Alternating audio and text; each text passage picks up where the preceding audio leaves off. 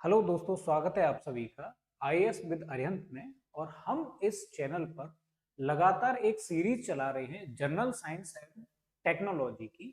लेकिन उस सीरीज में हम आगे बढ़ें उससे पहले हम देखेंगे यहाँ पे कि अरिहंत पब्लिकेशन की तरफ से एक पुस्तक निकाली गई है जिसका नाम रखा गया है प्रीलिम्स पॉसिबल, और सब्जेक्ट है सामान्य विज्ञान।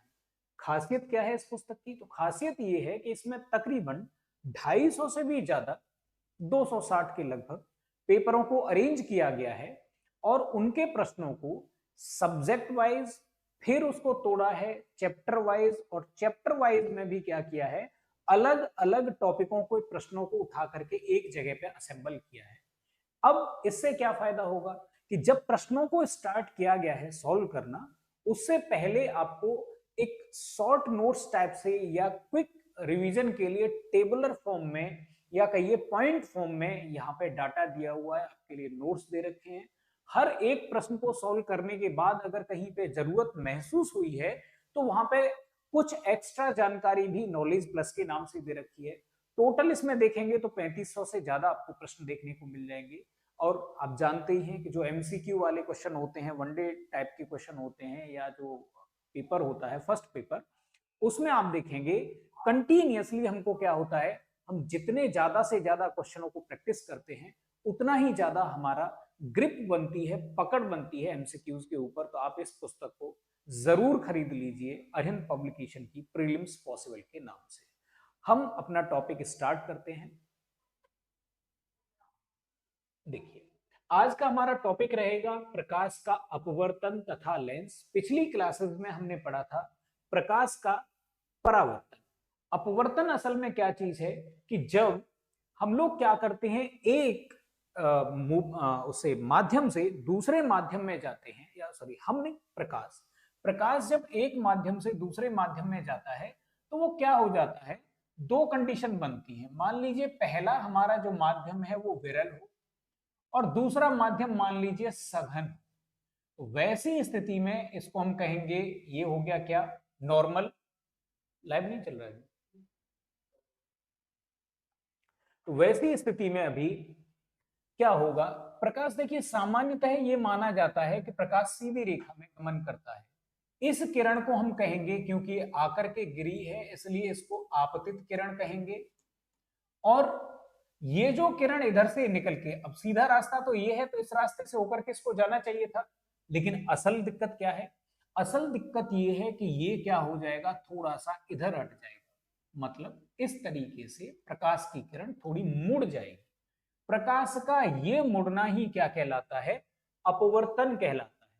अब एक कंडीशन तो ये होगी भाई, दूसरी कंडीशन फिर क्या बनेगी, दूसरी कंडीशन ये बनेगी कि अगर इधर सघन हो, प्रकाश अगर सघन माध्यम से विरल माध्यम में जाए, मान लीजिए जैसे कांच से अगर हवा में जाए, तो क्या होगा भाई, तो होगा ये कि प्रकाश अब भी आएगा और अब भी आने वाले प्रकाश फिर से वही, ये एंगल इंसिडेंट एंगल होगा, ये एंगल क्या होगा आपका, अपवर्तन कोण होगा, इसे आर कह देंगे। फिर से इसको सीधी रेखा में जाना चाहिए था, लेकिन अब की तरफ ये क्या हो जाएगी, थोड़ी सी दूर हट जाएगी। तो प्रकाश किरण का एक माध्यम से दूसरे माध्यम में जाने पर अपने मार्ग से विचलित हो जाना ही क्या कहलाता है, प्रकाश का अपवर्तन कहलाता है। अब डेफिनेशन ऑलरेडी हम लोग पढ़ चुके हैं। कारण क्या होता है कि सघन माध्यम में प्रकाश की चाल कम और विरल माध्यम में अधिक होती है। तो चालों के अंतर की वजह से हमको ऐसा देखने को मिलता है कि कभी वो अविलंब की तरफ आता है और कभी अविलंब से दूर चला जाता है। ठीक है, इसको अगर हम आपतित किरण कह रहे हैं तो जो निकल के जाएगी उसको हम क्या कहेंगे, अपवर्तित किरण कहेंगे। तो पहला नियम तो फिर क्या रहेगा, सेम ही रहेगा, इसके दो नियम होंगे। पहला नियम, आपतित किरण आपतन बिंदु पर अविलंब, ये जो हमने लाइन खींची है इसको नॉर्मल कहा जाता है, अविलंब कहा जाता है। और अपवर्तित किरण, तीनों एक ही तल में होनी चाहिए, सेम प्लेन में इनको लाई होना चाहिए। दूसरी बात क्या है कि आपतन कोण की जा और अपवर्तन कोण की जा का अनुपात एक नियतांक होना चाहिए, मतलब साइन आई और साइन आर बराबर एक कांस्टेंट होना चाहिए। ये नियम कहलाता है, स्नेल एक साइंटिस्ट है, स्नेल का नियम। और ये जो नियतांक है, ये नियतांक कहलाता है अपवर्तनांक। आगे हम अपवर्तनांक भी देखेंगे, लेकिन ये अपवर्तनांक कहलाता है। तो यहां तक समझ में आ गया कि प्रकाश या तो अविलंब की तरफ आएगा या अविलंब से दूर भागेगा, लेकिन सीधी रेखा में नहीं जाएगा अगर वो एक माध्यम से दूसरे माध्यम में एंटर करता है तो। डिपेंड करता है कि सघन से विरल में या विरल से सघन में जा रहा है उसके ऊपर। अब हम बात करते हैं आगे।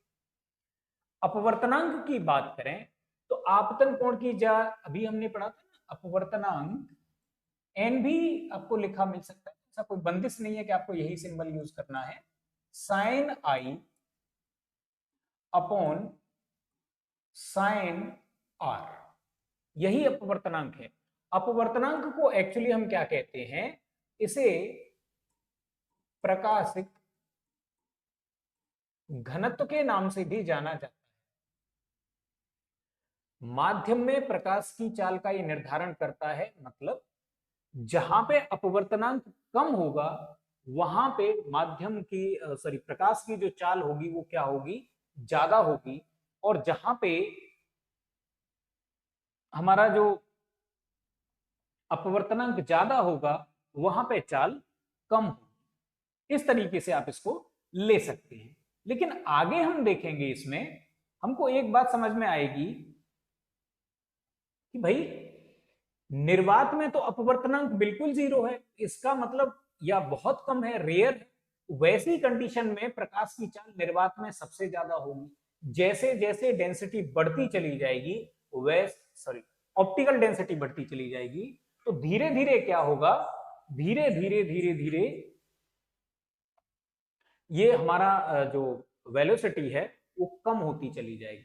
अब वायुमंडलीय अपवर्तन की बात करें तो वायुमंडल क्या है, पृथ्वी हो गई ये। अब इसमें तमाम सारी परतें हैं, क्षोभ मंडल है, समताप मंडल है, आयन मंडल है, इस तरीके से तमाम सारी परतें बनी हुई है। इन परतों की वजह से क्या हो रहा है कि जो अलग अलग लेयर हैं उनके अलग अलग घनत्व हैं, या कहिए कि उनके अलग अलग अपवर्तनांक हैं। तो उन अपवर्तनांकों के अलग अलग होने की वजह से क्या हो रहा है, उन अलग अलग अपवर्तनांकों की वजह से वायुमंडल में भी हमको क्या देखने को मिल रहा है, अपवर्तन देखने को मिल रहा है। अब इसकी वजह से क्या होता है, तारे टिमटिमाते हैं, किसकी वजह से, अलग अलग परतों के अलग अलग ऑप्टिकल डेंसिटी या अलग अलग अपवर्तनांक होने की वजह से तारे टिमटिमाते हैं। अग्रिम सूर्योदय तथा विलंब सूर्यास्त लगभग लगभग 2 मिनट का अंतर पड़ जाता है। जब सूर्योदय होता है, असल में सूर्योदय हुआ नहीं होता है, 2 मिनट का डिफरेंस हो जाता है। सूरज 2 मिनट बाद निकलेगा लेकिन हमको 2 मिनट पहले ही दिखने लग जाएगा, क्योंकि जैसे सूरज अभी यहां पर है तो यहां से प्रकाश जाएगा, ऐसे सीधे जाना चाहिए था उसको, लेकिन क्या होगा कि इन परतों की वजह से प्रकाश इस तरीके से मुड़ जाता है, तो यहां खड़े हुए व्यक्ति को भी सूरज दिख जाता है। यही छुपने के टाइम पे होता है। रियल में सूरज छुप चुका होता है लेकिन फिर भी हम उसको देख पा रहे होते हैं। तो ये कंडीशन बनती है किसकी वजह से, वायुमंडल के अपवर्तन की वजह से। अब हम बात करेंगे लेंस की। तो लेंस क्या है, दो पृष्ठों से घिरा एक पारदर्शी माध्यम है। दो प्रकार का हो सकता है, एक उत्तल लेंस, ऐसा लेंस जो किनारों पर पतला हो और बीच में हो मोटा। एक है अवतल लेंस, जो किनारों पर हो मोटा और बीच में हो पतला। इस टाइप से, इस तरीके से लेंस होते हैं। लेंस बस एक माध्यम है जो हमको अपवर्तन की क्रिया को दिखाता है। आगे बढ़ते हैं।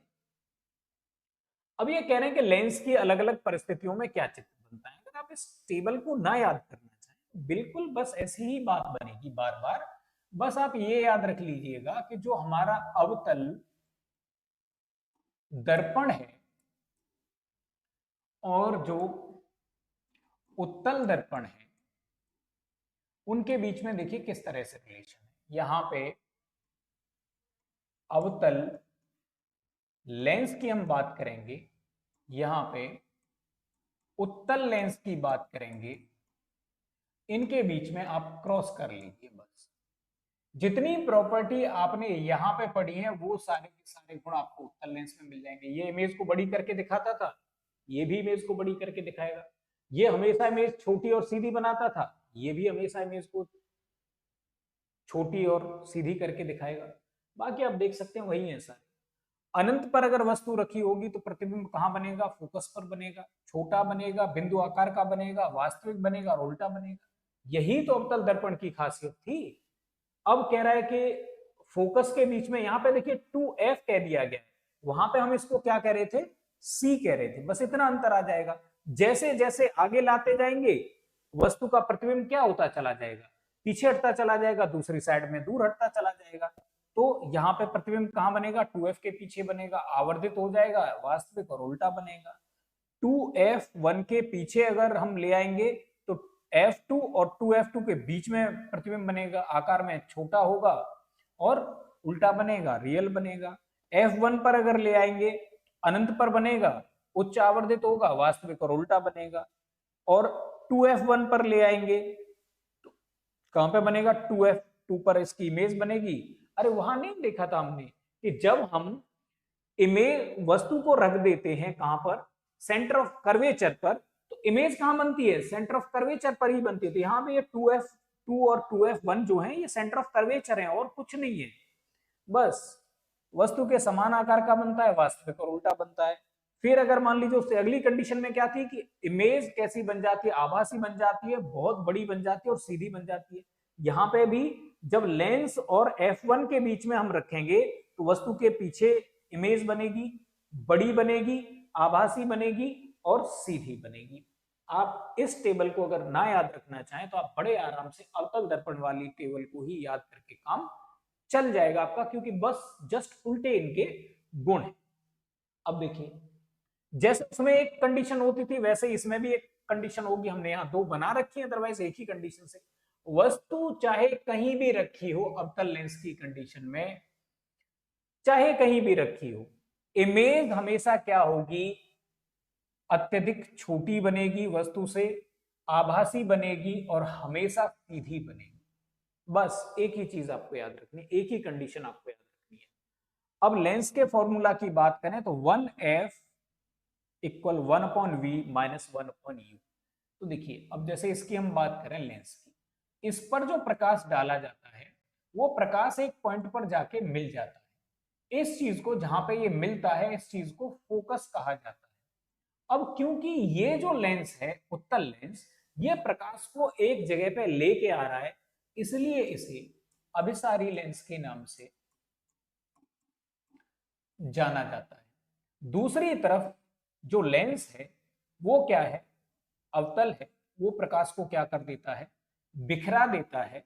तो इस प्रकार में जो लेंस है इसमें फोकस किधर बनेगा, अब रियल फोकस तो नहीं बनेगा, तो इधर साइड में इसका फोकस बनेगा। अब क्योंकि ये प्रकाश को बिखरा रहा है तो इसलिए इसको अपसारी लेंस कहा जाता है। लेंस का जो फॉर्मूला है, जैसे मान लीजिए हमने वस्तु को इधर रखा तो वस्तु की जो दूरी होगी उसे u कहते हैं, और मान लीजिए कि इमेज बनी सपोज दैट यहीं पे बन गई तो इसको हम v कहते हैं।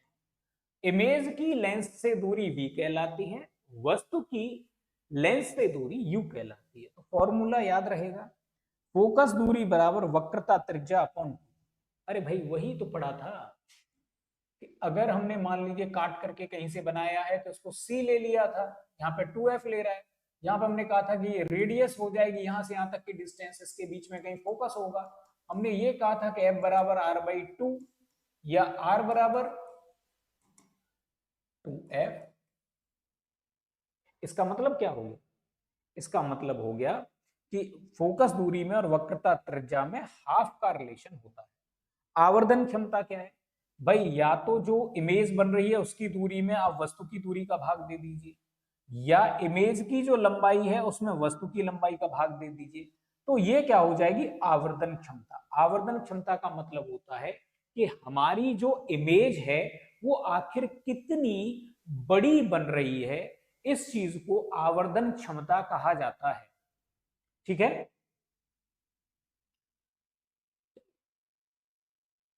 अब हम प्रश्नों को देखेंगे, एक मिनट अभी हम आते हैं।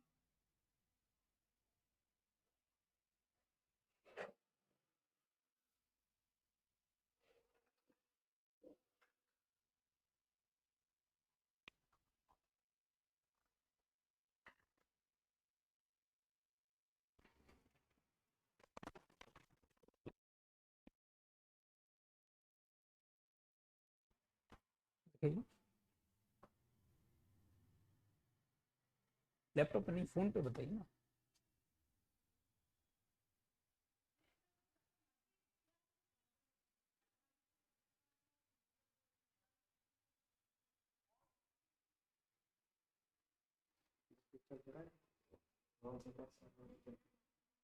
वहां चल रहा है, यहाँ फोन में बताइए। फोन में आज का लेक्चर ये नहीं चल रहा ना। उस दिन भी 7-8 मिनट का फिर दोबारा रिकॉर्ड किया था, वो नहीं गया था। इसमें तो चलता है, तो रिकॉर्डिंग दिखा रहा है। यहाँ तो चल रहा है। ओके, चलिए देखिए, अब प्रश्न पूछ रहा है हमसे कि हवा में प्रकाश की चाल किस पर निर्भर करती है। तो कह रहा है ताप पर निर्भर करती है, घनत्व पर निर्भर करती है, दाब पर निर्भर करती है, या इन तीनों से ही ये क्या है, फ्री है, मतलब इनका कोई इफेक्ट इसके ऊपर नहीं पड़ता है। लेकिन अब हम एक यहां पे एक चीज देखेंगे। वो चीज क्या है कि देखिए, अगर हम प्रकाश के वेग की बात करें तो निर्वात में प्रकाश का वेग क्या है, सबसे ज्यादा है। उससे कम कहां पे होगा, हवा का अपवर्तनांक थोड़ा सा ज्यादा होता है, भैया हवा में थोड़ा सा और कम हो जाएगा।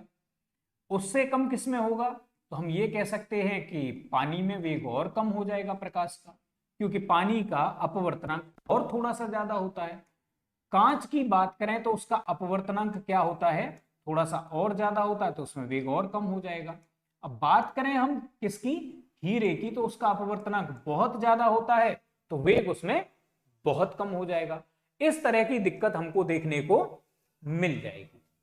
ठीक है, तो इसका मतलब यहां पे देखिए, जो वेलोसिटी है माध्यम में प्रकाश का वेग, माध्यम में प्रकाश का वेग बराबर आप कह सकते हैं निर्वात में प्रकाश का वेग अपॉन, अब आपको देखना पड़ेगा निर्वात में प्रकाश का वेग अपॉन, अब क्या हो जाएगा, यहां पे आ जाएगा अपवर्तनांक।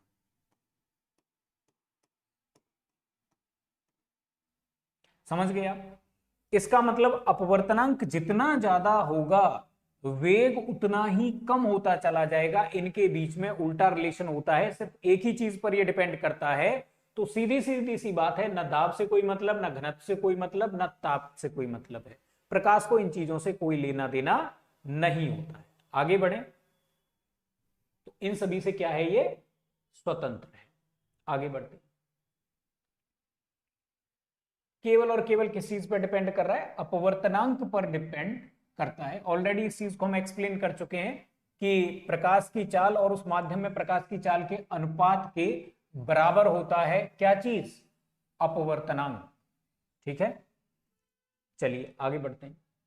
फिर यहां पे प्रश्न पूछा गया है कि जब प्रकाश की किरण सघन माध्यम से विरल माध्यम में गमन करती है, तो अभी हमने दो कंडीशन देखी थी, ये हमने नॉर्मल खींच लिया, इधर माध्यम हो गया सघन, इधर माध्यम हो गया विरल। तो ये डेफिनेशन में ही शामिल है ये जो क्वेश्चन है कि भाई प्रकाश की किरण आएगी, आकर के उसको जाना चाहिए था सीधा, वो अपने अभिलंब से दूर भाग जाएगी इस तरीके से। तो इस कंडीशन को हम क्या कहते हैं, सघन से विरल में एंट्री कहते हैं। तो अब ये क्या कह रहा है कि इसकी चाल बढ़ जाएगी, सघन में चाल कम होती है, विरल में जाएगी तो चाल बढ़ जाएगी, ये बात बिल्कुल सही है। अभिलंब से दूर भी हटती है, अब आपको जहां कहीं भी ये पॉइंट मिल जाएगा वो हो जाएगा। इसकी चाल बढ़ जाती है और यह अविलंब से दूर हट जाती है, बाकी और ऑप्शन देखने की भी जरूरत नहीं है, ये सही हो जाएगा। बट हम औरों को भी पढ़ते हैं, इसकी चाल बढ़ जाती है और यह अविलंब की ओर झुक जाती है। अविलंब की ओर तब झुकेगी जब ये विरल से सघन में जाएगी। इसकी चाल घट जाती है और ये अविलंब से दूर हट जाती है। भैया चाल नहीं घटेगी, चाल घटेगी कब, जब ये जाएगी विरल से सघन में। तो ये तो उल्टा हो गया, इसका मतलब ये भी नहीं होगा, इसकी चाल घट जाती है तथा ये अभिलंब की ओर झुक जाती है। ये तो दोनों ही पॉइंट, ये भी गलत और ये भी गलत, दोनों ही इसमें जो पॉइंट दे रखे हैं वो दोनों ही गलत। इसका मतलब सिर्फ ए हमारे पास बचता है सही। अब आगे बढ़ते हैं। कह रहे हैं कि देखिए, जब प्रकाश की किरण सघन से विरल में जाती है तो इसकी चाल क्या हो जाती है, बढ़ जाती है। अभी तो हमने देखा सबसे ज्यादा किस में है, निर्वात में है, उससे कम हवा में है, या अगर बढ़ते जाएंगे तो कांच में जो वेग है उससे ज्यादा वेग किस में है, पानी में है, उससे भी ज्यादा हवा में है, उससे ज्यादा निर्वात में है, इस तरीके से। और यह अभिलंब से दूर हट जाती है क्योंकि विरल माध्यम का अपवर्तनांक सघन माध्यम के अपवर्तनांक की अपेक्षा कम होता है। या आप ये कह सकते हैं कि चाल डिफरेंशिएशन होता है, चालों में अंतर होता है, प्रकाश के वेग में अंतर होता है अलग अलग माध्यम में, इसलिए हट जाती है। ठीक है, अगला प्रश्न देखने, देखिए इसमें क्या पूछा गया है। जब प्रकाश एक माध्यम से दूसरे माध्यम में जाता है तो निम्न में से कौन सी या कौन सा नहीं बदलता है। देखिए, हमने ध्वनि के बारे में जब भी देखा या पढ़ा तो कोई भी चीज है, कोई भी तरंग की हम बात करें, तरंग में कभी भी आवृत्ति अपने आप नहीं बदलेगी, चाहे माध्यम जो भी हो, आवृत्ति में नो चेंज। कोई भी माध्यम हो, ध्वनि के लिए भी ये बात बिल्कुल सही है। बदलेगा क्या, तरंग दैर्ध्य, ये चेंज होगा, इसमें बिल्कुल होगा। वेग, वेग में भी चेंज होगा, बदल जाएगा, बिल्कुल ये भी सही बात। अगर माध्यम से दूसरे माध्यम में जाएगी तो भाई अपवर्तनांक तो फिक्स है ना माध्यम का, तो उसको भी नहीं ले सकते। अब बचा हमारे पास क्या, हमने देखा वेग और गति बदल जाते हैं, क्या वेग में परिवर्तन आता है, बिल्कुल आता है। इसने पूछा है कौन नहीं बदलता है, क्या तरंग दैर्ध्य बदल जाती है, बिल्कुल बदल जाती है। एक माध्यम से दूसरे माध्यम में चला गया तो माध्यम, एक माध्यम का अपवर्तनांक फिक्स, दूसरे माध्यम का अपवर्तनांक फिक्स, लेकिन प्रकाश के लिए तो बदल गए ना। मान लीजिए 2 अपवर्तनांक वाले में से 3 अपवर्तनांक वाले में एंटर कर गया तो बदल गया ना अपवर्तनांक, तो ये भी बदल गया। अब हमारे पास ऑप्शन बचा ये। या सीधे सीधे याद कर लीजिए कि आवृत्ति नहीं बदलती है, तरंग दैर्ध्य बदलती है, वेग बदलता है। ठीक है, आगे देखते हैं। एक माध्यम से दूसरे माध्यम में जब प्रकाश जाता है तो उसकी आवृत्ति नहीं बदलती, जबकि प्रकाश की तरंग दैर्ध्य, माध्यम का अपवर्तनांक और प्रकाश का वेग क्या हो जाता है, बदल जाता है। अब अगला क्वेश्चन देखिए, ये कह रहा है हमें वास्तविक सूर्योदय से कुछ मिनट पूर्व ही सूर्य दिखाई दे जाता है, इसके पीछे क्या कारण है। अभी थोड़ी देर पहले हमने देखा था कि जो पृथ्वी है उसके चारों तरफ अलग अलग लेयर हैं वायुमंडल की, जिनके अलग अलग नाम रख दिए गए हैं सुविधा के लिए। यहाँ पे डेंसिटी बहुत ज्यादा है, यहाँ पे कुछ होगी, यहाँ पे कुछ होगी, अलग अलग डेंसिटी है सबकी, अलग अलग, क्योंकि इनके गर्माहट है, अलग अलग इनके घनत्व है, इसलिए इनके सबके अपवर्तनांक भी कैसे हैं, अलग अलग अलग अपवर्तनांक होंगे। ऊपर से इसमें क्या है, कहीं जेट स्ट्रीम चल रही है, कहीं आंधी चल रही है, कहीं हवा चल रही है, अलग अलग लेयर में हवा इधर से उधर होती रहती है, कहीं हवा उतरती है, कहीं ऊपर चढ़ती है। उसकी वजह से क्या होता है कि जो प्रकाश आ रहा है सूरज से, मान लीजिए ऐसे करके प्रकाश आया, तो असल में प्रकाश को सीधा निकलना चाहिए, तो यहां खड़ा हुआ व्यक्ति प्रकाश को देख नहीं सकता। जो यहां खड़ा होगा उसके लिए तो सूर्योदय हो चुका है असल में, यहां खड़े हुए व्यक्ति को सूरज नहीं दिखना चाहिए। लेकिन प्रकाश की किरणें, सॉरी, जो वायुमंडल है इसकी अलग अलग परतों की वजह से प्रकाश क्या हो जाएगा, अविलंब की तरफ थोड़ा सा झुक जाएगा, क्योंकि विरल माध्यम से सघन माध्यम में लगातार प्रवेश कर रही है। अविलंब की तरफ झुकेगा तो प्रकाश इधर झुक के निकलेगा, जो इंसान यहां खड़ा होगा उसको भी सूरज दिखाई देने लग जाएगा। यही घटना क्या कहलाती है, अपवर्तन कहलाती है। तो और बाकी इसमें कुछ देखने की जरूरत नहीं है, एक्सप्लेनेशन से आप समझ सकते हैं चित्र के द्वारा कि ये कैसे हुआ है। अविलंब की तरफ हटेंगी तो थोड़ा सा और नीचे की तरफ झुक जाएगी, सीधी ना निकल के थोड़ी झुक जाएगी, व्यक्ति को दिखाई दे जाएगी। ठीक है, अब देखिए यहां से हमें अंडरलाइन क्या करना है, वो ऑलरेडी क्वेश्चन में दे रखा है कि हमको कुछ मिनट पूर्व ही दिखाई दे जाता है। कुछ मिनट मतलब अप्रॉक्स 2 मिनट के लगभग डिफरेंस आता है। जब सूर्य क्षितिज से थोड़ा नीचे होता है तब कम सघन वायु से अधिक सघन वायु में जा रहा सूर्य का प्रकाश नीचे की ओर अपवर्तित होता है। इस अपवर्तन के कारण सूर्य क्षितिज से ऊपर उठा हुआ प्रतीत होता है, जबकि वास्तव में यह क्षितिज के थोड़ा नीचे होता है। यही कारण है कि सूर्योदय वास्तविक सूर्योदय से लगभग 2 मिनट पहले देखा जा सकता है। क्षितिज के नीचे सूर्य के अस्त होने के बाद भी सूर्य को लगभग 2 मिनट तक देख सकते हैं।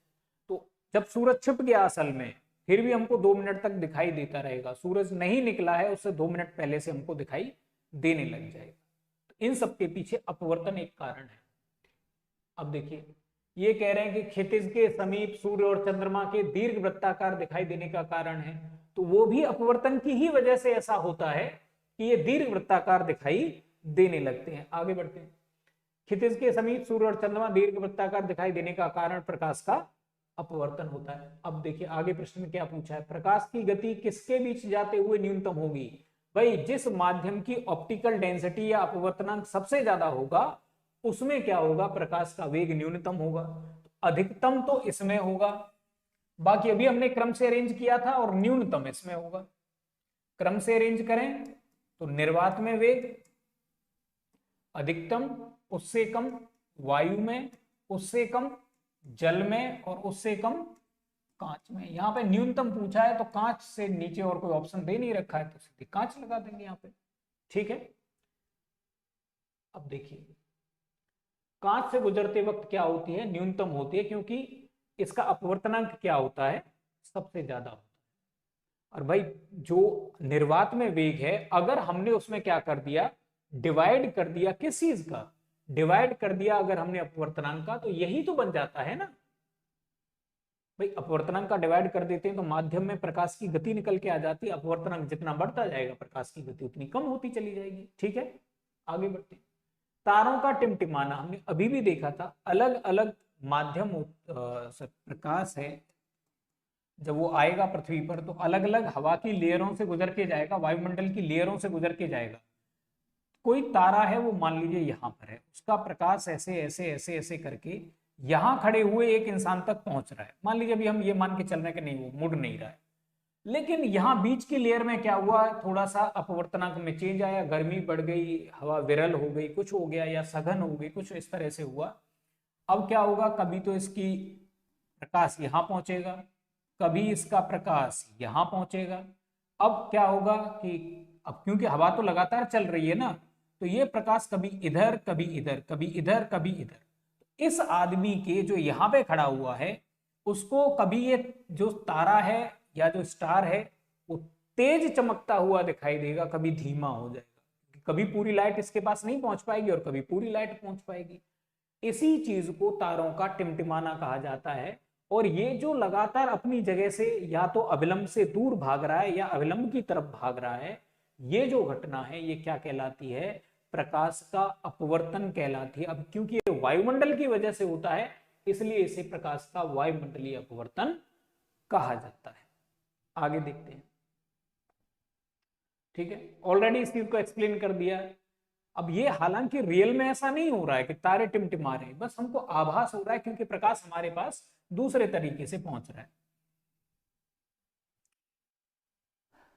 अपवर्तन के कारण जो तारों का प्रकाश है वो क्या हो जाता है, निरंतर रूप से बढ़ता और घटता रहता है और हमें तारे टिमटिमाते प्रतीत होते हैं। क्या करिएगा, ये चित्र एक जगह पे बना लीजिएगा, तो बस इस चित्र को देख करके आपको आइडिया लग जाएगा। पूरी जो भाषा है वो उस पर फिर आपको फोकस करने की बहुत जरूरत नहीं पड़ेगी। किस तरीके से, एक बार भाषा पढ़ लीजिए और उसके बाद आगे बढ़ जाइए, चित्र बना लीजिए। ठीक है, आगे बढ़िए। अब देखिए, उत्तल लेंस के फोकस की प्रकृति क्या होती है। भाई उत्तल लेंस हो गया, ये हमें कोई मतलब नहीं है किस तरह की प्रकृति है। प्रकाश आया, इसको हमने अभिसारी कहा था, तो इसलिए ये क्या करेगा, प्रकाश को वास्तव में एक जगह पे मैच कर देगा।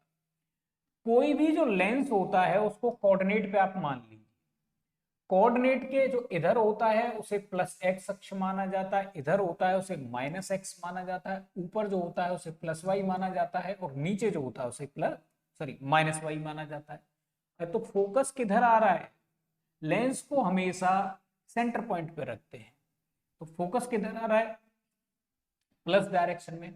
इसलिए उत्तल का फोकस क्या होता है, पॉजिटिव फोकस होता है। जबकि अवतल वाले केस में क्या हो जाएगा भैया, अवतल वाले केस में प्रकाश ऐसे आया, इसने प्रकाश को इधर उधर भगा दिया, हमको मजबूरी में फिर इसका फोकस इधर मानना पड़ता है। अब हम बीच में अगर रखेंगे तो ये लेफ्ट हैंड साइड में चला जाएगा, इसलिए इसका नेगेटिव फोकस काउंट किया जाता है। ठीक है, इसका फोकस कैसा होता है, पॉजिटिव होता है। ठीक, और फोकस हम जानते हैं कि समांतर आने वाली प्रकाश की किरण या अनंत से आने वाली प्रकाश की किरण जिस एक बिंदु पर एकाकार हो जाती हैं, एक दूसरे को काट देती हैं, एक दूसरे से मिल जाती हैं, उस बिंदु को हम क्या कहते हैं? फोकस कहते हैं। इसी प्रकार उत्तल लेंस के मुख्य अक्ष के समांतर चलने वाली प्रकाश किरणें लेंस से अपवर्तन के पश्चात मुख्य अक्ष के जिस बिंदु पर मिलती हैं, उत्तल लेंस का द्वितीय फोकस कहलाता है। अरे भाई बस ज्यादा इसमें बहुत मगजमारी आपको नहीं करनी है। अगर आपने लेफ्ट हैंड से लाइट डाली है तो प्राथमिक रूप से हर एक जगह पे लेफ्ट हैंड से ही लाइट को हमेशा डाला जाता है। वस्तु हमेशा लेफ्ट हैंड साइड पे ही रखी जानी है, इमेज फिर कहीं भी बने, क्योंकि लेफ्ट हैंड साइड हमारी प्राइमरी है। रूल ये है कि लेफ्ट हैंड साइड से डालना है, तो इसलिए इसको फोकस 1 कह देंगे। और मान लीजिए अगर प्रकाश इधर से आया होता, तब डालते नहीं है, लेकिन इधर से आया होता तो भाई फिर प्रकाश को किधर करता है? इधर कहीं मैच कर देता। इस कंडीशन को, क्योंकि ये सेकेंडरी कंडीशन है, इसलिए F2 कह देते हैं इसको। ठीक है, आगे बढ़ते हैं। ये कह रहा है निम्नलिखित परिघटनाओं पर विचार कीजिए। गोधूलि से सूर्य का आमाप, एक ये पॉइंट है। उषा काल में सूर्य का रंग, उषा काल में चंद्रमा का दिखना, आकाश में तारों का टिमटिमाना और आकाश में ध्रुव तारे का दिखना। कौन से दृष्टि भ्रम है? मतलब असल में ये घटना हो नहीं रही है, पर हमको फील हो रहा है।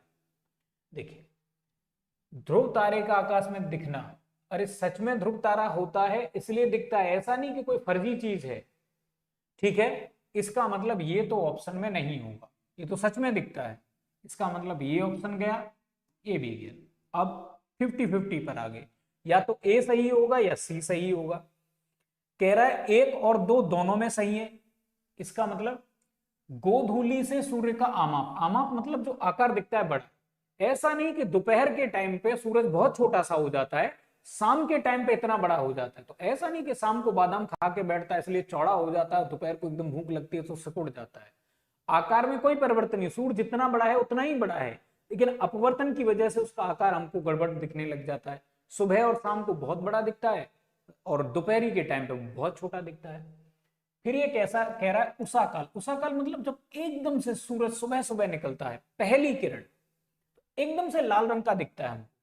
ऐसा नहीं है कि दोपहर तक गर्म हो जाता है इसलिए सफेद हो जाता है, सूरज सफेद ही है, लेकिन हम तक अपवर्तन की वजह से क्या होता है, सिर्फ लाल रंग ही पहुंच पाता है।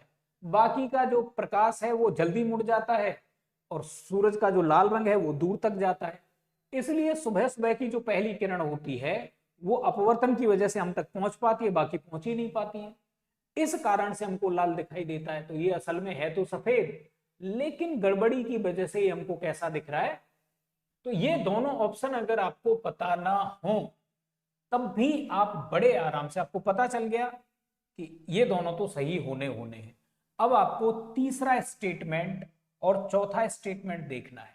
कह रहा है उषा काल में चंद्रमा का दिखना, तो कोई दृष्टि भ्रम थोड़ी ना है भाई। सूरज निकल रहा होता है, कई बार आपने देखा होगा दिन में 4 बज रहे होते हैं शाम के, तब भी चंद्रमा दिखाई देने लग जाता है।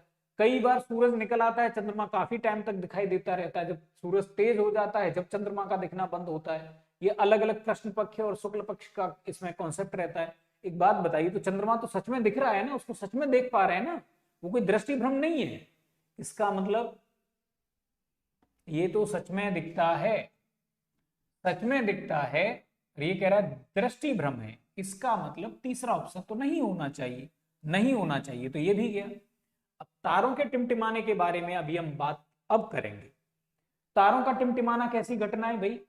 प्रकाश तो पूरा आ रहा है, लेकिन पृथ्वी के वायुमंडल की वजह से कभी वो इधर सरक रहा है प्रकाश और कभी वो इधर सरक जा रहा है, बीच में कम पहुंच पाता है। जब सरकता है तो वो जो बीच में इंसान खड़ा हुआ है उसको पूरा प्रकाश मिलता है, फिर दूसरी तरफ सरक गया तो उसको फिर कम दिखाई दिया, फिर उसके ऊपर आया तो फिर दिखाई दिया, फिर दूसरी तरफ सरक गया तो फिर कम दिखाई दिया।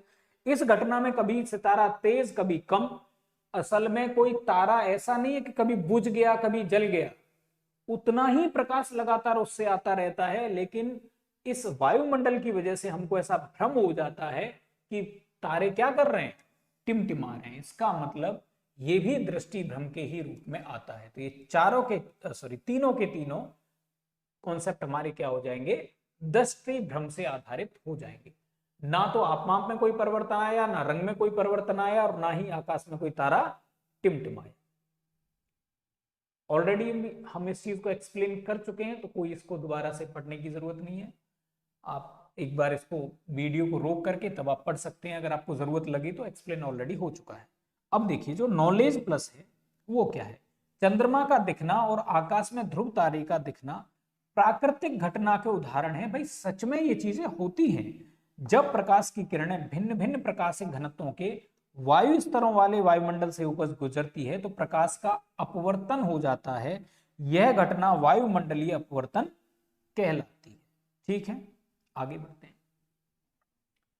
अगला प्रश्न है कि जल के अंदर वायु का बुलबुला व्यवहार करता है। भाई देखिए वायु का बुलबुला कैसा होता है। वायु का बुलबुला होता है ऐसा,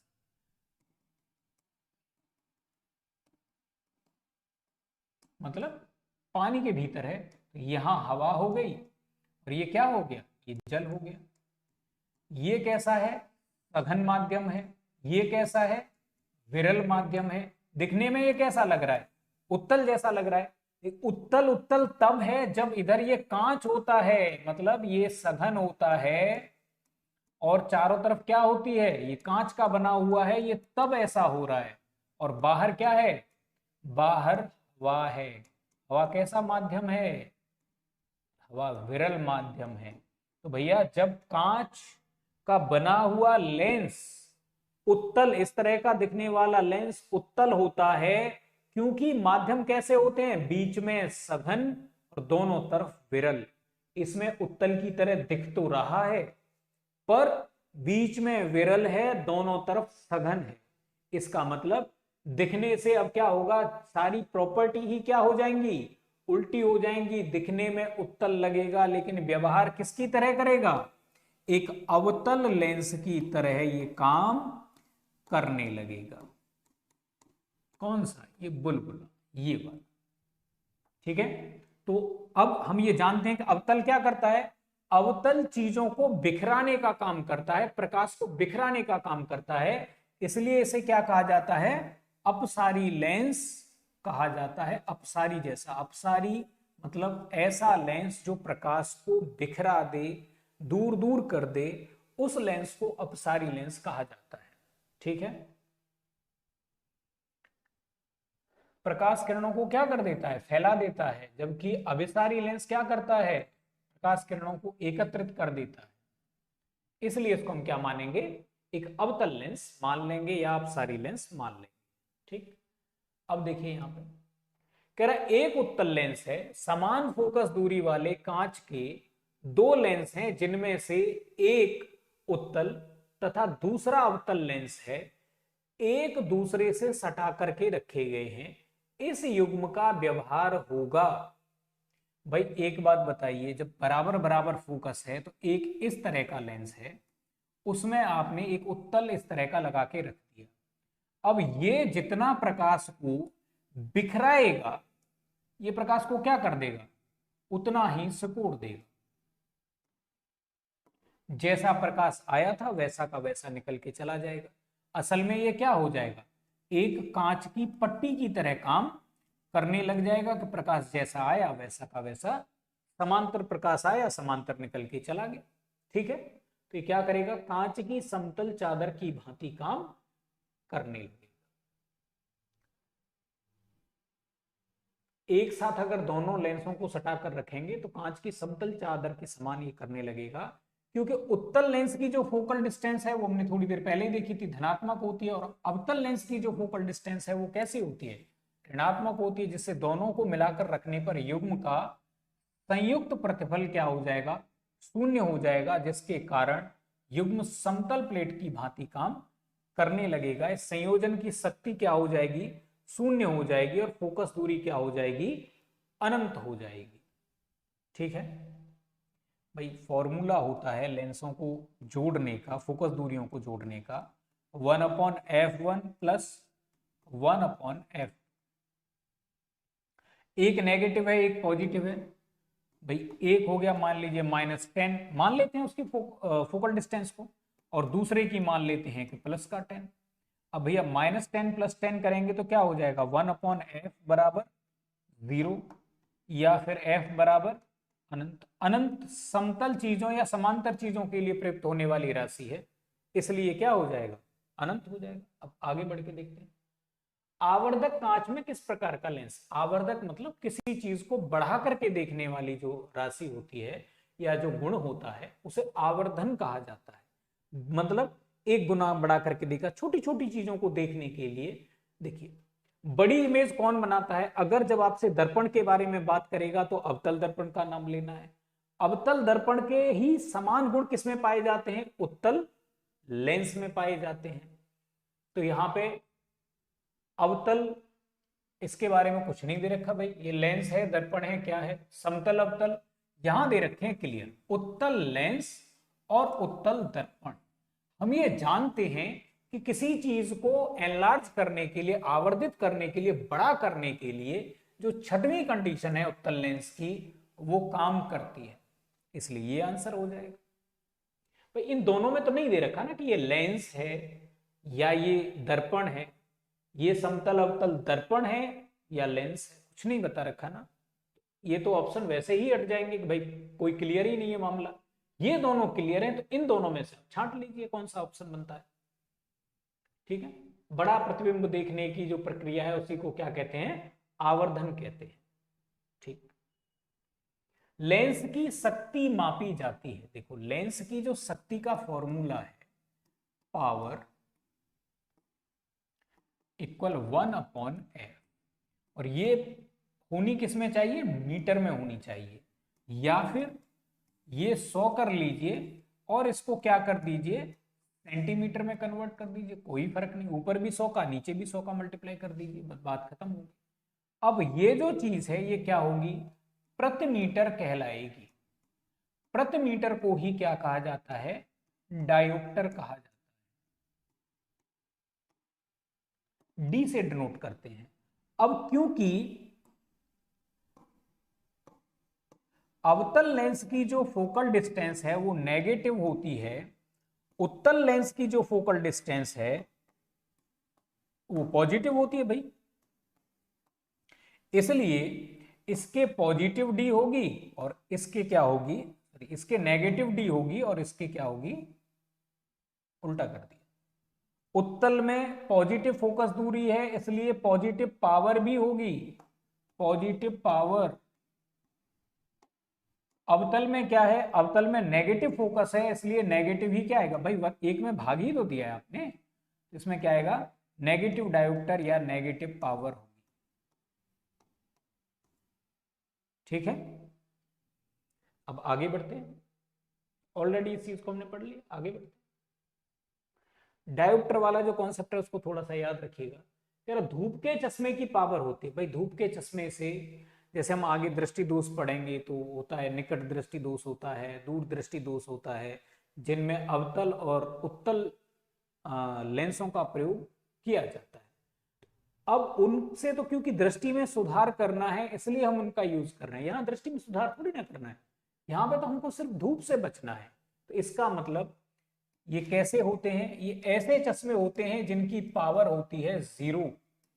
जीरो डायोप्टर वाले चश्मे क्या कहलाते हैं, सामान्य शौकिया चश्मे या धूप के चश्मे कहलाते हैं। इनमें नॉर्मली क्या करते हैं, पोलरॉइड की एक फिल्म लगा देते हैं जिसकी वजह से प्रकाश की चकाचौंध को ये आंखों में जाने से रोक देते हैं और जिसकी वजह से दिक्कत कम होती है। जैसे मान लीजिए गर्मियां जब ज्यादा पड़ती हैं और मान लीजिए कोई चमकीली जगह है, रेतीली जगह है, तो उससे चौंध आता है और उससे क्या होता है, दिखना बहुत ही, देखने में बहुत मुश्किल हो जाती है। तो बस उसके लिए क्या कर दिया जाता है, जीरो डायोप्टर के चश्मे प्रयोग किए जाते हैं जिसमें पोलरॉइड की फिल्म लगा दी जाती है। ठीक है, एक लेयर चढ़ा दी जाती है, फोकल डिस्टेंस क्या हो जाएगी, अनंत हो जाएगी। अरे भाई इस तरीके से जीरो पावर है, अब फोकल डिस्टेंस बराबर क्या हो जाएगा, 1/पावर, क्योंकि भाई पावर का जो फॉर्मूला था वो 1/f था। अगर ये पॉसिबल है तो ये भी तो पॉसिबल है, इसलिए क्या हो जाएगा 1/0। जीरो का किसी भी चीज में डिवाइड करेंगे तो हमेशा आंसर अनंत आएगा। आगे बढ़ते हैं, कह रहे हैं भाई 20 सेंटीमीटर फोकस दूरी के एक उत्तल लेंस की सतह पर सफेद घोड़े का प्रतिबिंब बनाने के लिए बड़ी संख्या में काली पट्टियां लगाई जाती हैं। अब ये क्या है, प्रतिबिंब कैसा बनेगा भैया, ये हो गया मान लीजिए हमारा उत्तल लेंस, पट्टियां लगा दी, प्रकाश जाएगा, प्रकाश तो थोड़ा थोड़ा क्या होता है, थोड़ा टर्न भी होता है, तो अभी आगे हम पढ़ेंगे विवर्तन में कि किनारों से थोड़ा सा टर्न हो जाता है, इधर से टर्न होके इधर वाली जगह को कवर कर लेगा, इधर से टर्न होके थोड़ा और कवर कर लेगा, इधर से प्रकाश आएगा तो इस वाली काली पट्टी जगह को कर लेगा, इधर से टर्न होके थोड़ा सा इधर कवर कर लेगा, लेकिन पूरा प्रकाश तो जा नहीं रहा है ना, काफी सारा कम प्रकाश जा रहा है, कम प्रकाश जाता है तो धुंधली इमेज बनती है ना। अब जहां कहीं भी धुंधली इमेज वाला दिख जाए वही हो जाएगा, कह रहा है कम चमक वाला एक घोड़ा बनेगा, बिल्कुल। जेबरा कैसे बन जाएगा, नहीं, प्रकाश मुड़ता भी है तो इस वजह से क्या होगा, धुंधला बनेगा, घोड़ा ही बनेगा लेकिन धुंधला बनेगा, कोई पट्टी वट्टी दिखेगी नहीं, फिर इमेज में कोई पट्टी नहीं दिखेगी। ठीक है, आगे बढ़ते हैं। उत्तल लेंस की सतह पर सफेद घोड़ा बनाने वाले प्रतिबिंब के लिए बड़ी संख्या में काली पट्टियों काले रंग की पतली पट्टियां लगाई जाती हैं, जिसके कारण कम चमक वाले घोड़े का प्रतिबिंब प्राप्त होता है। चलिए, रोगी के दांतों का प्रतिबिंब देखने के लिए दांतों के डॉक्टर द्वारा इनमें से किसका प्रयोग किया जाता है? भाई देखिए, दोनों के गुण समान है, चाहे तो उत्तल लेंस का प्रयोग कर ले, उत्तल लेंस भी क्या करता है, छोटी चीजों को बहुत बड़ी करके दिखा सकता है, इसलिए इसको आवर्धक लेंस भी कहते हैं, चाहे ये अवतल दर्पण का प्रयोग कर दे तब भी इसको हम क्या कहेंगे, ये भी आवर्धक दर्पण होता है, क्योंकि ये दोनों के दोनों चीजों को बड़ा करके दिखाते हैं, तो इसलिए उत्तल लेंस का भी प्रयोग किया जा सकता है और अवतल दर्पण का भी प्रयोग किया जा सकता है। दर्पण में उत्तल दे रखा है, समतल दे रखा है, तो समतल तो जितना बड़ा होता है उतना, अवतल लेंस क्या करता है, हमेशा छोटी इमेज बनाता है, उत्तल दर्पण हमेशा छोटी इमेज बनाता है, दोनों की प्रॉपर्टी सेम होती है। उत्तल लेंस हमेशा क्या करता है, जब छठवीं कंडीशन में बात आती है तो बड़ी इमेज बना देता है एक कंडीशन में, इसलिए सेम कंडीशन अवतल के लिए भी है, ये भी एक कंडीशन में बहुत बड़ी इमेज बना देता है, इसलिए इन दोनों में से कोई भी ऑप्शन में होगा तो हमारा आंसर सही माना जाएगा। अब इससे क्या होगा, उत्तल लेंस का प्रयोग करने से दांत का बड़ा प्रतिबिंब देखकर बीमारी का आसानी से पता लगाया जा सकता है। भाई दांत छोटे छोटे होते हैं, लेंस से देखेंगे थोड़े बड़े दिखेंगे, बड़े दिखेंगे तो चीजों को ढूंढना, उसमें क्या हमको सुधार करना है, ये सारा काम करना बड़ी आसानी से किया जा सकेगा।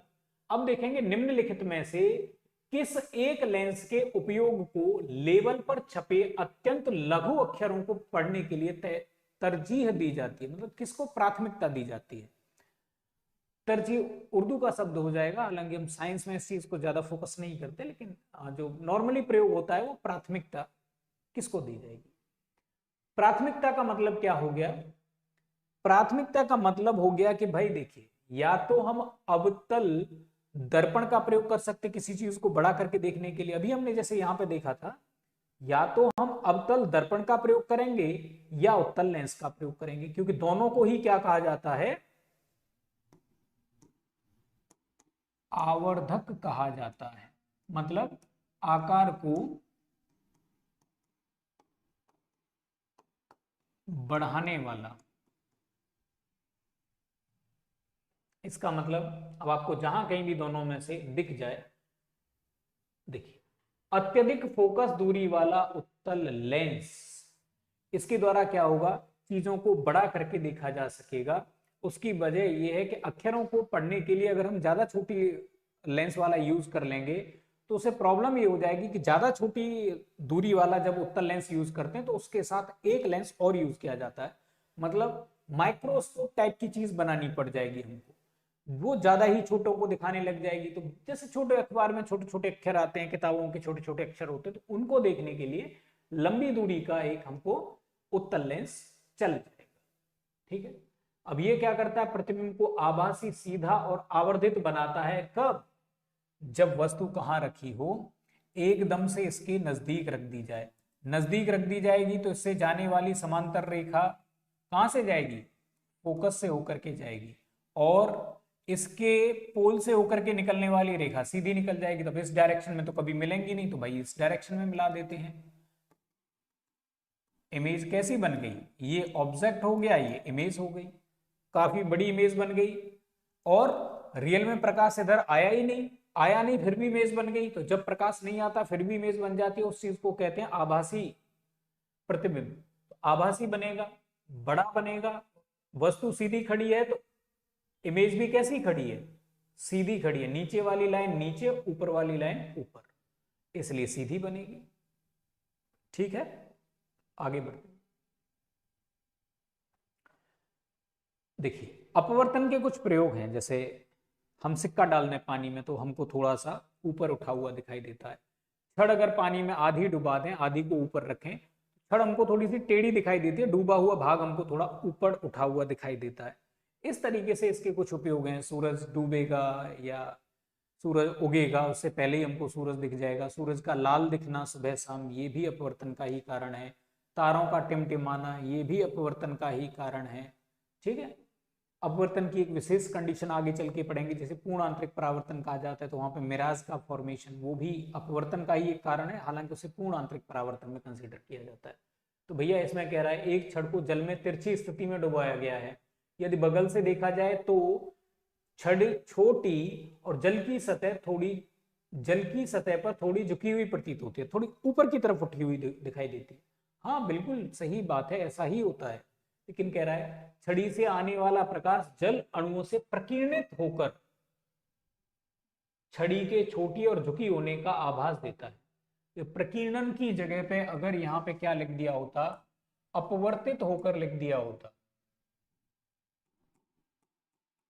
तब तो ये स्टेटमेंट सही हो जाता, फिर तो कथन सही होता, कारण सही होता, और कथन की कारण सही व्याख्या भी कर देता या सही स्पष्टीकरण दे देता। मामला ये गड़बड़ हो गया कि यहाँ अपवर्तित नहीं है, यहाँ प्रकीर्णन लिखा हुआ है। प्रकीर्णन आगे चल के पढ़ेंगे भाई, प्रकीर्णन का इसमें कोई रोल नहीं होता है, तो भैया इसलिए ये तो सही हो जाएगा, ये हो जाएगा गलत। अब देख लीजिए, ए सही है और आर गलत है। ठीक, ऑलरेडी भी हम इसका एक्सप्लेनेशन देख चुके हैं, तो उसको दोबारा से फिर नहीं पढ़ने की जरूरत है। प्रकाश के अपवर्तन की वजह से ऐसा होता है। अब अगला प्रश्न देखते, देखिए क्या कह रहा है। यदि कोई व्यक्ति पानी से भरी बाल्टी में पड़े एक सिक्के को देखता है तो उसे सिक्का अपने वास्तविक स्थल से अपेक्षाकृत निकट लगेगा। अरे खूब नीचे पड़ा हुआ है लेकिन फिर भी हमको ऊपर उठा हुआ दिखता है। बिल्कुल, यदि जल के अंदर कोई व्यक्ति जल तल से ऊपर एक सिक्के को देखता है तो सिक्का अपने वास्तविक स्थल से अपेक्षाकृत ऊंचाई पर लगेगा, दूर लगेगा। भाई अंदर से देखेंगे तो दूर लगेगी कोई भी चीज, बाहर से देखेंगे तो कोई भी चीज निकट लगेगी। बिल्कुल सही बात है, दोनों स्टेटमेंट सही हो जाएंगे। ठीक है ना, और इसकी वजह क्या है, ये अपवर्तन की वजह है। भाई एक बार हवा से कहां जा रहा है, पानी में जा रही है प्रकाश, तो मतलब विरल से सघन माध्यम में जा रही है, विरल से सघन माध्यम में जा रही है, तो प्रकाश क्या कर रहा है, अपने अवलंब की तरफ झुक रहा है। इसलिए जो छड़ है वो हमको थोड़ी ऊपर उठी हुई दिखाई दे रही है, सिक्का हमको ऊपर उठा हुआ दिखाई दे रहा है। जब पानी के अंदर से देखेंगे तो प्रकाश कहां से जा रहा है, प्रकाश सघन माध्यम से, हवा में मतलब कि विरल माध्यम में जा रहा है, तो अपने अभिलंब से दूर हट जाता है, इसलिए जो चीजें हैं वो दूर दिखाई देती हैं। ठीक है, आगे बढ़ते हैं। यदि किसी ऐनक के लेंस की पावर कितनी दे रखी है भैया, 2 डायोप्टर, कैसी, प्लस की। ठीक है, फोकस दूरी पूछ रहा है, तो अभी फोकस दूरी का हमने फॉर्मूला पढ़ा था 1/p, लिख दीजिए भाई इसको, 1/2, इसको 0.5 भी कह सकते हैं। 0.5, अब ये आंसर आएगा मीटर में, अगर आप इसको सेंटीमीटर में कन्वर्ट करना चाहते हैं तो 100 का मल्टीप्लाई कर दीजिए, 50 सेंटीमीटर, जहां कहीं भी ऑप्शन होगा हो जाए। ठीक है, आगे देखते हैं।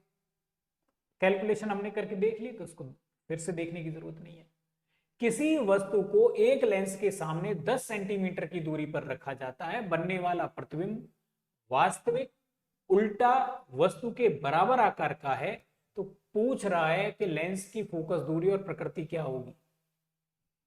उत्तल में ही सारी कंडीशन बनती है, अवतल की तो एक ही कंडीशन है भैया। हमने वस्तु को रखा यहां, जिसको हम सी कह रहे थे ना, हम यहां भी सी कहेंगे, यहां फोकस F2, ये इसको C2 कह दीजिए, इधर ये पोल हो गया, इधर F1 और इधर C1 कह दीजिए। वस्तु हमने यहां रखी, यहां से समांतर जाने वाला प्रकाश क्या होगा, कहां से जाएगा, फोकस दूरी से होके जाएगा। दूसरा, फोकस से जाने वाला प्रकाश क्या करता है, समांतर हो जाता है। तो यहां सी पर, तो सी बने, इस पॉइंट को कह देते हैं, बताइए उसको, तो यहां इमेज बन जाएगी। अब ये कह रहा है कि जितनी बड़ी वस्तु है उतनी बड़ी इमेज बनती है, बिल्कुल। कह रहा है उल्टी इमेज बनती है, उल्टी भी बन रही है। वस्तु के बराबर बनती है, बराबर भी बन रही है। रियल बनती है मतलब वास्तविक बन रही है, तो हाँ प्रकाश सच में एक दूसरे को क्रॉस कर रही है लाइनें, इसलिए वास्तविक इमेज भी बनती है। तो तीनों कंडीशन किस लेंस में फॉलो हो रही है, एक ऐसा लेंस जो प्रकाश को मोड़ देता है, सुकोड़ देता है, इकट्ठा कर देता है, उसको अभिसारी लेंस कहा जाता है। तो बाई नेचर ये क्या हो गया, अभिसारी हो गया। एक डाटा और दे रखा था कि 10 सेंटीमीटर की दूरी पर रखेंगे, इस चीज को हमने 10 सेंटीमीटर बोल दिया। अब r अगर 10 है तो इसका मतलब f क्या हो जाएगा, f बराबर होता है r बाई 2, तो ये हो जाएगा 10 बाई 2 बराबर 5 सेंटीमीटर। अब जहां कहीं भी आपको उत्तल और 5 सेंटीमीटर मिल जाए, सबसे पहला ऑप्शन ही मिल गया हमको, अभिसारी 5 सेंटीमीटर। कैलकुलेशन वगैरह हमने कर लिए, तो एक्सप्लेनेशन पे फिर से, ठीक है, समझ गए, आगे बढ़ते हैं। तो अब देखिए यहां, अभी हमने जैसे कई सारी चीजों को दूसरे टाइप से पढ़ा, दूसरे टाइप से लिखा, तो वो आप क्या कर सकते हैं, इस पुस्तक को अगर आपने ले लिया है तो इस पुस्तक में आप लगातार ऐड करते चले जा रहे होंगे, जिससे आपको दोबारा से नोट्स बनाने की कोई जरूरत नहीं पड़ रही होगी। लगातार इसमें प्रैक्टिस के लिए, क्योंकि 3500 के करीब क्वेश्चन है, तो बहुत सारे क्वेश्चन है, बड़े आराम से आप कर पाएंगे। इसके साथ साथ हम लोग क्या करेंगे, ये 3500 के 3500 क्वेश्चन हम खुद भी करेंगे यहाँ पे ऑनलाइन, हम सारे के सारे क्वेश्चन कराएंगे। जब आपका यूपीएससी का पेपर होगा उससे पहले ही ये क्लासें फिनिश हो जाएंगी। अब होता क्या है कि भाई आपको ऐसा नहीं कि एक बार आपने ऑनलाइन देख लिया और अब आपको याद हो गया, रिवीजन की तो जरूरत पड़ती है ना। कुछ इंपॉर्टेंट डाटा है, कुछ इंपॉर्टेंट फिक्स जो फैक्ट हैं, कुछ आपने हाईलाइट किया होगा, उन चीजों को रिवाइज करने की जरूरत पड़ेगी, तो दोबारा से नोट्स ना बनाने पड़े, टाइम की बचत हो जाए। इसलिए अगर आपने अभी तक इस पुस्तक को नहीं लिया है तो आप ले लीजिए इसको। और अगर आप इसी साल अगर मान लीजिए प्रीलिम्स दे रहे हैं, तो अपने प्रीलिम्स को उधार देने के लिए इसी चैनल पे क्या किया जा रहा है, अर्थव्यवस्था, राज्य व्यवस्था, भूगोल और इतिहास से संबंधित क्लासें भी चल रही हैं। तो इनसे संबंधित पुस्तकों को भी आप ध्यान से खरीद लीजिएगा, क्योंकि देखिए उतना टाइम नहीं है कि आप हर एक चीज को अपनी तरफ से हाथ से लिख करके नोट्स बनाएं। मैं समझता हूं कि वो उतना ज्यादा कारगर है भी नहीं।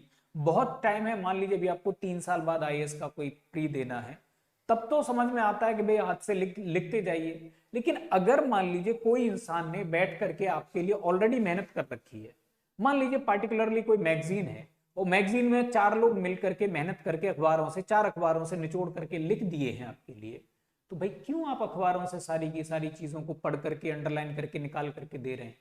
ऑलरेडी इस पुस्तक में नोट्स के तौर पे दे रखा है, प्रैक्टिस के लिए 3500 प्रश्न दे रखे हैं, नोट्स दे रखे हैं, तो भाई दोबारा से नोट्स आपको क्यों बनाने हैं। हाँ, कहीं आपको लगे कि नहीं भाई, हो सकता है कोई नॉन साइंस का स्टूडेंट हो तो उसके लिए फैक्ट लग सकता है उसको कि यार कम फैक्ट है। साइंस का स्टूडेंट हो तो हो सकता है उसको लगे कि यार ये बहुत एक्स्ट्रा फैक्ट दे रखे हैं। तो भैया जो जो आपको एक्स्ट्रा फैक्ट लगते चले जाए उनको काटते जाइए, ताकि रिवीजन के टाइम पे आपको दोबारा ना पढ़ना पड़े। और जिन जिन को लगता है कि नहीं यार ये तो, जैसे आर्ट के स्टूडेंट हैं, कॉमर्स के स्टूडेंट हैं, उनको लगे कि यार साइंस में थोड़े और भी हमको जानकारी होनी चाहिए, कम जानकारी है, तो काफी सारे फैक्ट हम बताते हैं, प्रश्न करेंगे वहां से काफी सारे फैक्ट निकलेंगे, आप ऐड करते चले जाइए। अब इससे क्या होगा, आपका जो नोट्स बनाने का टाइम है वो बच जाएगा, वो बच जाएगा, उस टाइम को आप रिवीजन में इस्तेमाल कर लीजिए। भाई रिवीजन तो की है ना सक्सेस होने के लिए एमसीक्यू में, उसके अलावा और कोई चारा है नहीं एमसीक्यू करने का। तो आप ये पुस्तक जरूर से जरूर ले लीजिएगा, प्रीलिम्स पॉसिबल के नाम से। तो आज का जो लेक्चर है उसको यहीं समाप्त करते हैं, बाकी आपसे अगले लेक्चर में मिलेंगे। धन्यवाद।